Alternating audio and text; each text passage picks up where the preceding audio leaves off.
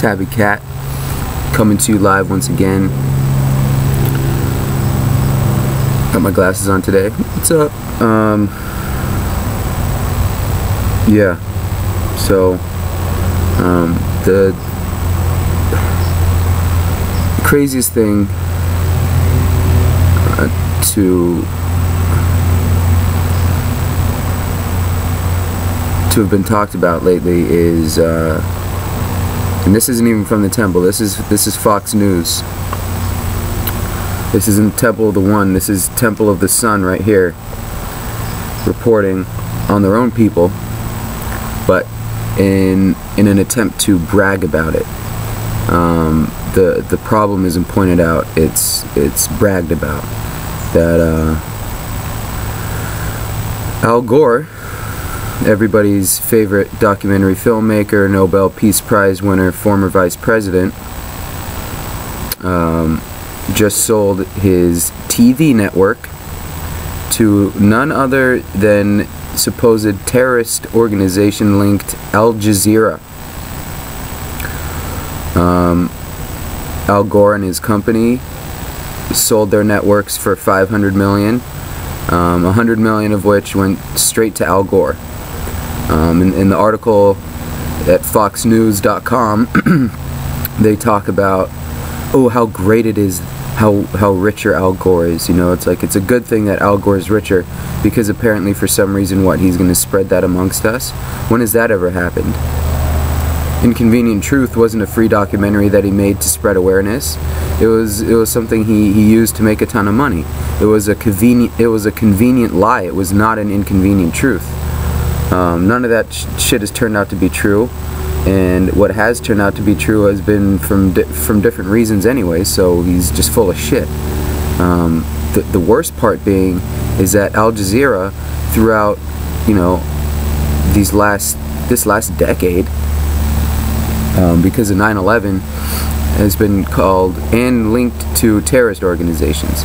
So either the federal government has related them as being parties of an actual terrorist organization, or just accessories to. Either way, those are the kinds of people that, you know, we as Americans are told we don't negotiate with terrorists. Even if they kidnap our whole country, we're not negotiating with terrorists. Those people are bad people. We're not negotiating with terrorists. We're not going to give them anything they want. Well, what essentially had happened is Al Jazeera traded currently, in terms of the global economy and what governments are buying, dollars are worthless. No government is transacting in dollars anymore. The people still are, but the governments aren't. So once it translates back to the people, it's over for the dollar. A lot of people's predictions on the dollar collapse aren't taking into account just how slow and dumbed down all the populations are. While they still, you know, do not like the principles of the banking system that they adhere to, there's still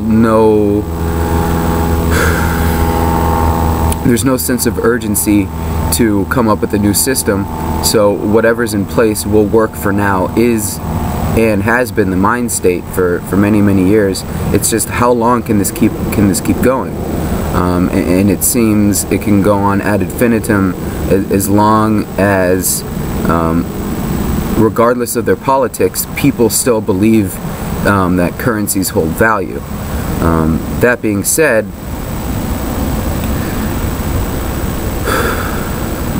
with all this newfound money, Al Gore can set up his own platform. But what's happened is, this supposed terrorist organization, I do not believe Al Jazeera is a terrorist organization. I just think that they're a you know, supposedly different leaning media network. You know, they just have different views and beliefs. I don't think it's terrorism. I don't think it's supporting terrorism. I just think it's attempting to shed light on a multitude of topics. Yet, you know, when it's constantly beaten into your head that these people are terrorists, and then you go and hand them over, essentially, American media networks, and then brag about it and talk about how they're and then arrest people for owning Al Jazeera released magazines, but it's okay for Al Gore to send his TV, to sell his TV satellites to these guys? I just don't understand. You know, the disconnect is amazing. There are all these things in our face. The constant surveillance that nobody seems to want to address. All the security cameras going up in and around, on and around the streets.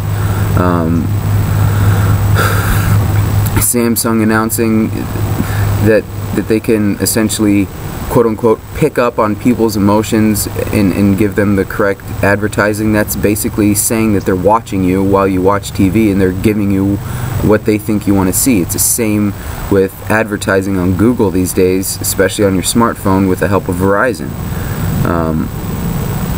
You know, all these things that are bold and in your face, but, you know, it kind of goes against your standard grain of thinking, so it's easy to dismiss. But something like this, Al Jazeera, like, pounded into our heads since 9/11 that they are Taliban-linked organization, they are evil and should be wiped off the face of the earth, is now going to be broadcast in America to 42 million homes at least, thanks to Time Warner keeping the numbers low because they're refusing to carry Al Jazeera network. I think that's wrong, given my beliefs of Al Jazeera. But they're the only honest ones.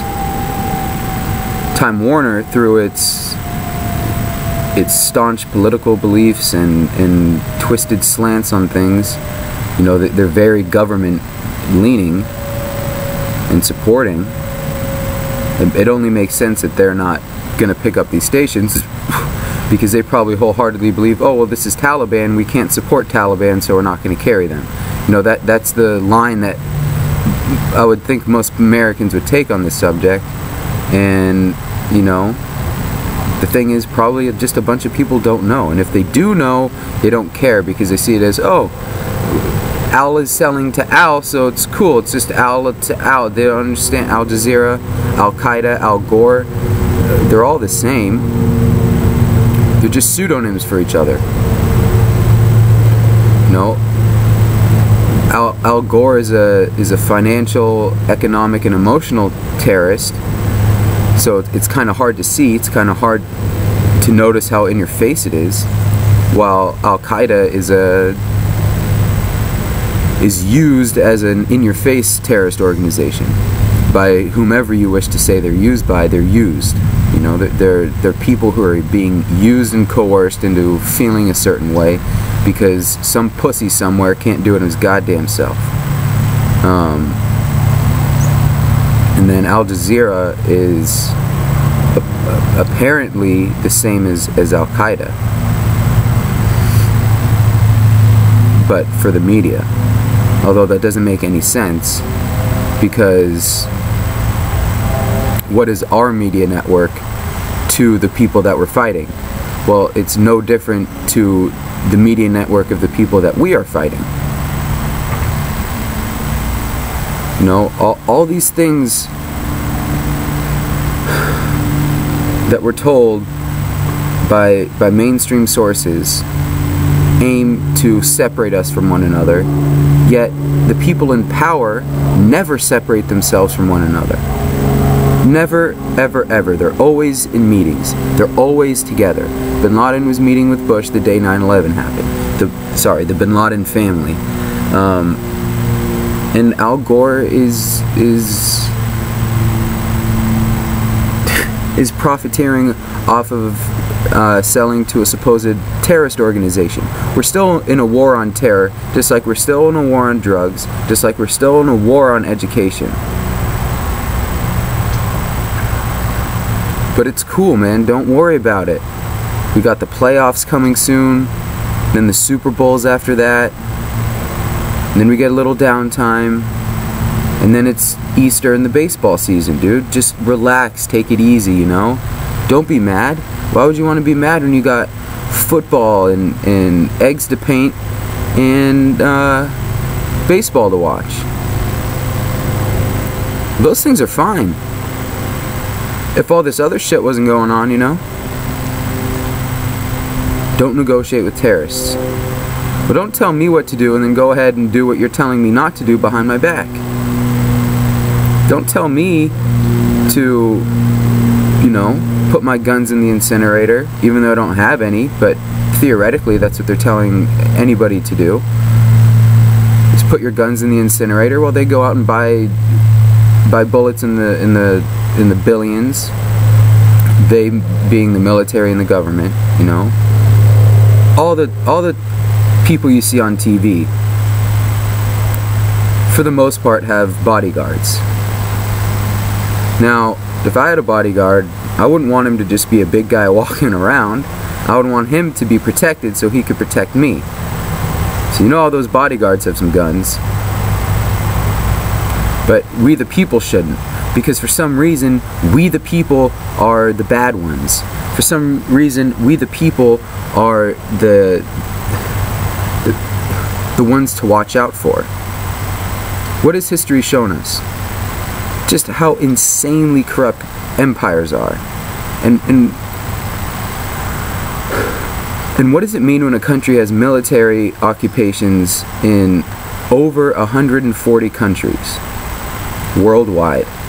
What does that mean? When your military is placed in over 140 countries worldwide. That means that your spheres of influence are in 140 countries worldwide. It means that America is an empire of military and economic institutions. Not so much politically in your face as it is with everything else. Militarily, they're in your face, and economically, they're in your face, because our dollar is the world reserve currency. Our dollar is the world's currency. The world uses our currency as the world used Rome's currency in the time of Rome.